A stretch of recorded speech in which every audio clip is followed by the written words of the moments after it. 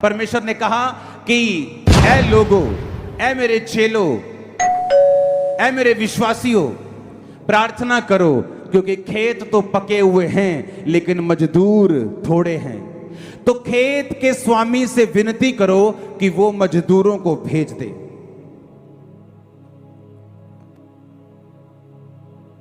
कलीसिया बरकत पाती है जब वो परमेश्वर के द्वारा दी गई प्रार्थनाओं को करती है। जब यीशु मसीह से चेलों ने कहा कि जिस तरह यहूदा ने अपने चेलों को प्रार्थना करना सिखाया है, हमें भी प्रार्थना करना आनी चाहिए, मुझे भी सिखा प्रार्थना कैसे करते हैं। तो परमेश्वर ने कहा प्रार्थना करो, हे पिता जिस तरह तेरी मर्जी आसमान में पूरी होती है धरती पर भी हो। यानी जैसे ही वो प्रार्थना नहीं है, हे पिता तेरा नाम पाक माना जाए, वो प्रेयर नहीं है। उसे लोग टोटके की तरह प्रेयर के रूप में करते, वो प्रेयर नहीं है, वो एक लाइफ स्टाइल है कि जब तुम प्रार्थना शुरू करो तो वर्शिप से करो। हे हमारे बाप जो तू आसमान में है, तेरा नाम पाक। यानी जब प्रार्थना शुरू करो तो आराधना करो। प्रार्थना करते एकदम से अंदर आके रोना पीटना शुरू ना कर दो। जब लोग राजाओं के पास सामने जाते थे तो राजा को बोलते थे, हे राजा तू चिरंजीवी रहे, हे राजा तू लंबी उम्र जिए, तेरिया लंबियां उम्रां होन, तेरे राज दे विच सानू बहुत फायदा होया। फिर राजा को बोलदा, हाँ दस बीबी की चाहिए तेन। और अगर बीबी जानते ही रोला पान लग जाए, हाय मर गए तेरे राज, हाय पिट गए, हाय मर गए, तो राजा बोलता है इस बदतमीज को बाहर निकालो मेरी हजूरी से, जिसे मेरी प्रेजेंस में आना नहीं आता। जब राजा ने नेहम्याह के मुंह को उतरा हुआ देखा तो नेहम्याह से पूछा, तेरा मुंह क्यों उतरा हुआ है? तू रोगी तो नहीं है, फिर तेरा मुंह उदास क्यों है? क्योंकि राजा की हजूरी में उदास मुंह लेके जाना राजा की तौहीन, राजा की बेइज्जती होती थी। तो परमेश्वर ने कहा जब तुम राजा की उपस्थिति में जाओ तो पहले बोलो, हे हमारे बाप तू जो आसमान में। यानी कि जब तुम प्रार्थना करने के लिए, जब तुम परमेश्वर के सामने जाओ तो सबसे पहले वर्शिप करो। हालेलुया। फिर उसने कहा जिस तरह तेरी मर्जी आसमान में पूर्ति होती है धरती पर हो। ये प्रेयर नहीं है, परमेश्वर तुमको बता रहा है कि जब तुम परमेश्वर की मर्जी जो उसके दिल में है धरती पर पूरा करने के लिए यत्न करोगे, प्रयत्न करोगे अपने तन से, मन से, धन से, प्रेयर से, ताकत से, तो परमेश्वर तुमको बरकत देगा। ये कोई शाब्दिक प्रार्थना नहीं थी कि हे मेरे पिता तेरी मर्जी जिस तरह आसमान में पूरी होती है धरती पर हो। ये परमेश्वर तुमको आशीष लेने का एक तरीका बता रहा था। और यही तरीका जब यीशु मसीह ने कहा कि प्रेयर करो, विनती करो कि उसकी मर्जी है, कि उसकी मर्जी ये है कि बहुत सारे मजदूर आए और खेतों को काटें। आज एक देश बेदारी के नीचे है, दूसरा देश बेदारी से खत्म हो चुका है, बेदारी खत्म हो रही है, कारण मजदूर है, परमेश्वर नहीं।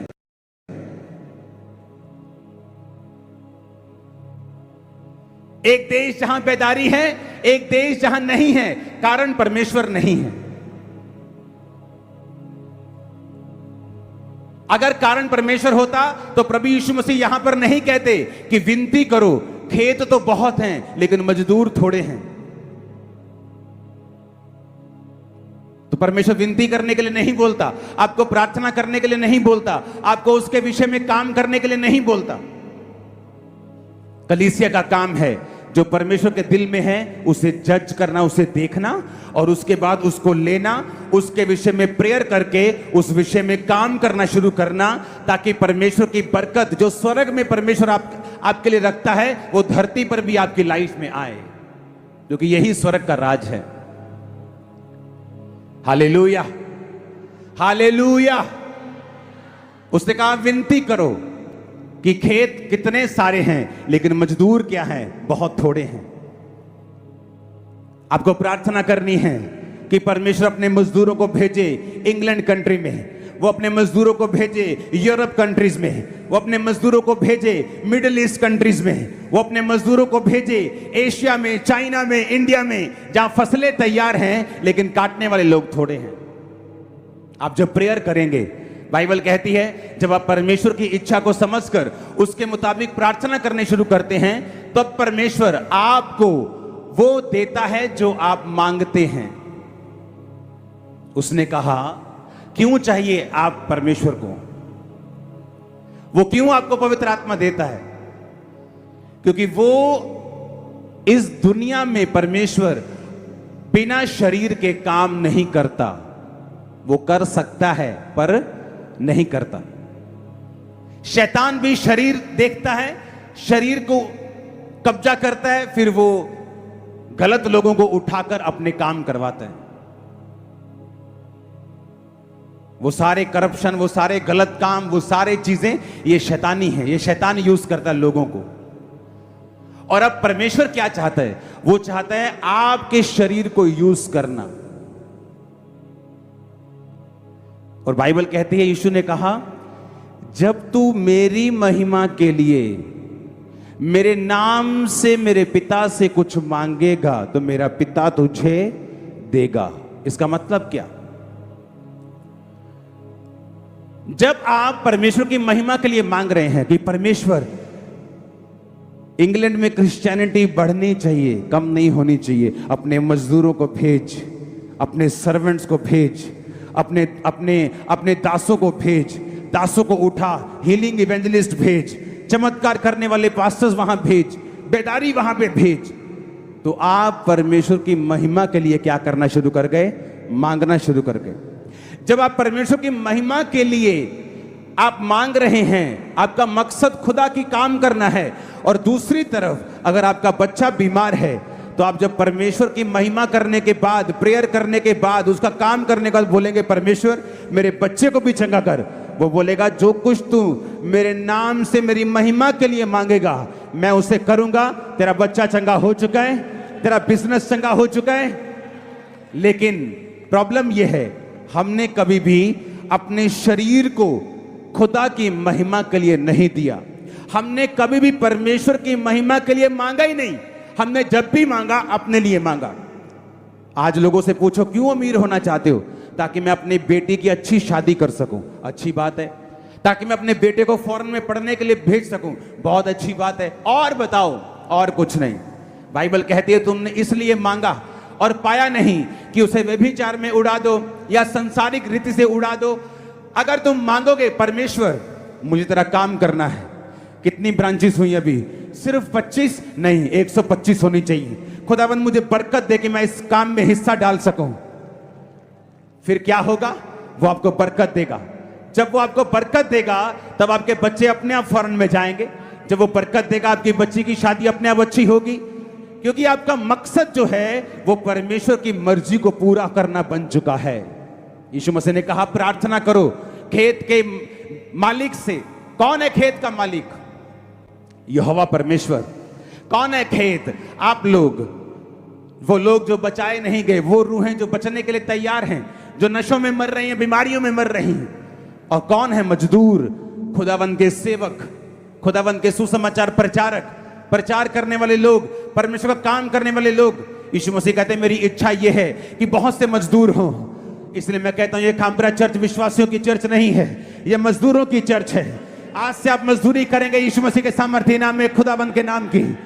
आज से आप मजदूरी करेंगे, खुदावंद के खेतों में रूहों को बचाएंगे यीशु मसीह के नाम में। आज से जिस रिश्तेदार के पास आप जाएंगे, वो आपकी बात को सुनेगा। वो हीलिंग, अनॉइंटिंग, वो सामर्थ आपके मुंह से बहेगी जब आप बात करेंगे। आमीन हो, चाहिए बरकत तुम्हारी है। Hallelujah, hallelujah. जब मैं बीमार था और खुदा से कहता था, परमेश्वर मुझे चंगा कर, मैं तब तेरी सेवा करूंगा। और बहुत देर ऐसा चलता रहा, ड्रामेबाजी चलती रही। मैं नाराज हो गया, मैं मान गया, मैं फिर आगे आ गया, पीछे आ गया, प्रार्थना छोड़ दी, प्रार्थना फिर कर ली, फिर प्रभु से गुस्सा कर गया, मुझे क्यों नहीं चंगा करता? इतनी मीटिंग करवा दी, इतने क्रूसेड करवा दिए, इतना पैसा बो दिया, मुझे तू चंगा क्यों नहीं करता? पवित्र आत्मा जब बोलता है तो बड़ी छोटी आवाज में बोलता है कई बार, और बड़े उसके गहरे मतलब होते हैं। पवित्र आत्मा ने बोला कि जिस टूटी में से, जिस नल में से पानी निकलता है, वो खुद कभी सूखा नहीं रहता। अगर लोग तेरे द्वारा चंगे होंगे तो भी चंगाई को पाएगा। अगर लोग तेरे द्वारा बरकत पाएंगे तो भी बरकत को पाएगा। अगर लोग तेरे द्वारा बचाए जाएंगे, तेरा परिवार भी बचाया जाएगा। मेरा पूरा आसपास इस बात का गवाह है। मैंने कभी अपने परिवार को बैठकर सुसमाचार नहीं दिया। कभी ऐसे बैठा नहीं हूं बाइबल लेके और बाइबल से मैंने सिखाने की कोशिश की हो, क्योंकि आपका परिवार आपके प्रचार को नहीं, वो आपकी लाइफ को देखता है, वो आपके जीवन को देखता है जो आप व्यतीत करते हैं।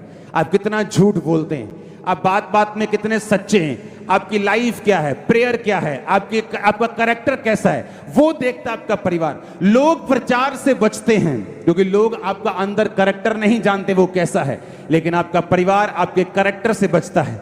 और मैंने अपने परिवार को प्रीच नहीं किया, जस्ट खुदा के कैरेक्टर में चला। डे बाय डे एक एक करके वो बपतिस्मा लेते गए। आज मैं अपने फादर का, मदर का स्पिरिचुअल फादर हूं। Hallelujah, hallelujah. उसने आपको जीत देने के लिए बुलाया, विक्ट्री देने के लिए बुलाया। आपको करना क्या है? आपको जस्ट परमेश्वर की आवाज को सुनना है। आज के बाद जब भी आप प्रार्थना करने के लिए बैठेंगे, आपकी बाइबल के पीछे ये एक पर्सनल प्रेयर पॉइंट होना चाहिए कि दुनिया के देशों का नाम ले लेकर आप परमेश्वर से मांगेंगे कि खुदाबंद अपने मजदूरों को वहां भेज, अपने लोगों को वहां भेज और तेरे नाम का काम वहां हो। और बहुत सारा खेत, बहुत सारी फसलें जो पक चुकी हैं वो तेरे नाम में काटी जाएं और वो लोग स्वर्ग के अधिकारी हों। आज के बाद जब आप ये प्रार्थना करेंगे, मैं यीशु मसीह का दास होने के नाते घोषणा करता हूं, आप और आपका परिवार और आपके बच्चे बरकतों को पाएंगे जैसे ही आप ये प्रेयर शुरू करेंगे। आमीन। ऊंचा ये बरकत तुम्हारी है चर्च। Hallelujah, hallelujah. और यही परमेश्वर ने आपको करने के लिए बुलाया है। उसने आपको अपनी महिमा के लिए बुलाया है। उसने आपके शरीर को इस्तेमाल होने के लिए बुलाया है। और जो कुछ आप परमेश्वर के नाम, उसकी महिमा के लिए करेंगे, परमेश्वर आपकी जिंदगी में वो सब कुछ करेगा। आमीन, आमीन। खुदावंद ने इसीलिए आपको और मुझको अपने पास बुलाया। किसी ने अपना जीवन, अपना शरीर, अपना तन, अपना मन, अपना धन सब कुछ परमेश्वर के सामने समर्पित कर दिया उसके राज्य को बढ़ाने के लिए, और किसी ने उसे बचा के रखा। जिसने बचा के रखा उसका बचा नहीं, जिसने बो दिया उसने 100 गुना पाया। जिसने बिखेर दिया, बाइबल कहती है, उसने बटोर लिया। जिसने संभाल के रखा कि हाय मेरी जान, हाय मेरी लाइफ, हाय मेरा बिजनेस, हाय मेरे रिश्तेदार, हाय नाराज हो जाएंगे, शादी कहां करूंगा। जिंदा रहोगे तो शादी करोगे। शराबों में रह के शादियां करोगे तो वो शादी कौन से काम की होगी। खुदाबंद में रह के सब कुछ करोगे तो बरकत को पाओगे। तुम जानते हो परमेश्वर यीशु मसीह धर्म बदलने नहीं आए, जीवन बदलने के लिए आए। नया धर्म स्थापित करने के लिए नहीं आए, धार्मिकता को स्थापित करने के लिए आए। आमीन, आमीन। लोग बोलते हैं अंग्रेज आए, हमारा राज खत्म हो गया। वो अंग्रेज क्रिश्चियन नहीं थे। बाइबल उन अंग्रेजों को सपोर्ट नहीं करती। बाइबल तो कहती है तुम्हारा युद्ध मांस और लहू से नहीं है। आज कोई आतंकवादी जब अमेरिका में बिल्डिंग उड़ा देता है तो वो लोग उस कौम को टारगेट नहीं करते, ये बोलते हैं कि फलाने आतंकवादी ने ऐसा किया, उसी को मारते हैं। हाँ या ना? तो नाम क्रिश्चियन रख के अगर कोई किसी के कब्जा करता है तो इसका मतलब ये नहीं वो क्रिश्चियन है। बाइबल ऐसे कब्जों को नहीं मानती, बाइबल फिजिकल लड़ाई को नहीं मानती, बाइबल आत्मिक युद्ध का जिक्र करती है। हालेलुया। पर जब अज्ञानता में बोला जाता है, लोगों को मालूम नहीं होता, वो जब अंग्रेजों को क्रिश्चियनिटी के साथ जोड़ने की कोशिश करते हैं, क्योंकि अंग्रेज क्रिश्चियनिटी के साथ नहीं है। हर वो बंदा जो बाइबल को तोड़कर कुछ भी काम करे, इसका मतलब ये नहीं है कि बाइबल ने इस बात को सपोर्ट किया है या उस बात के साथ बाइबल सहमत है। बाइबल उस बात के साथ सहमत बिल्कुल नहीं है जब भी आप हिंसा करेंगे। हालेलुया। बाइबल परमेश्वर का जो वचन है वो कहता तुम्हारा युद्ध मांस और लहू के साथ नहीं है, नशे के साथ है, अंधकार की शक्तियों के साथ है, बीमारियों के साथ है, कलेशों के साथ है। तुम्हारा युद्ध तो शैतान के साथ है, लोगों के साथ नहीं। जब लोग अपने विचारधारा में कट्टर होते हैं, अब अफ्रीका में चले जाओ, कहीं और चले जाओ, जहां जहां भी कट्टर विचारधाराएं हैं, जब वो कट्टर होते हैं हथियार उठाते हैं।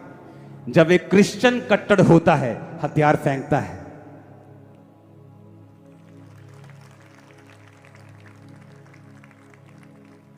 जब एक क्रिश्चियन कट्टर होता है तो प्यार करता है, देश के काम आता है, प्रेयर करता है, लड़कियां छेड़ना बंद कर देता है, नशे करने बंद कर देते हैं। इसीलिए क्रिश्चियनिटी ऊपर थी और सबसे ऊपर रहेगी, क्योंकि जब आप कट्टर होते हैं क्रिश्चियनिटी में, आप हथियार छोड़ देते हैं, आप गुस्सा छोड़ देते हैं, आप 15 केस कर सकते लोगों के ऊपर, आप छोड़ देते हैं, रजा माफ किया, क्योंकि हमारा मकसद वो नहीं है। जब क्रिश्चियन खड़ा होता है, वो किसी धर्म की, किसी देवता की, किसी गुरु की, किसी बंदे की बुराई नहीं करता, वो अपने यीशु मसीह को ऊंचा उठाता है। ये फर्क है क्रिश्चियनिटी में और दूसरों में। जब क्रिश्चियन कट्टर हो जाता है कि मैं कट्टर चलूंगा आज से, वो सोटे फेंक देता है, वो आई लव यू बोलता रहता है। इसलिए मैंने कहा कट्टर क्रिश्चियन बनो, अपने देश के लिए ब्लेसिंग का कारण बनो, क्योंकि हम किसी के खिलाफ नहीं, ना आरएसएस के खिलाफ, ना किसी धर्म के खिलाफ, ना किसी हिंदू धर्म, ना खालिस्तान, ना सिख धर्म, किसी के खिलाफ नहीं। हम भाइयों के जैसा प्यार करते हैं, सबसे करते रहेंगे। आमीन, हालेलुया।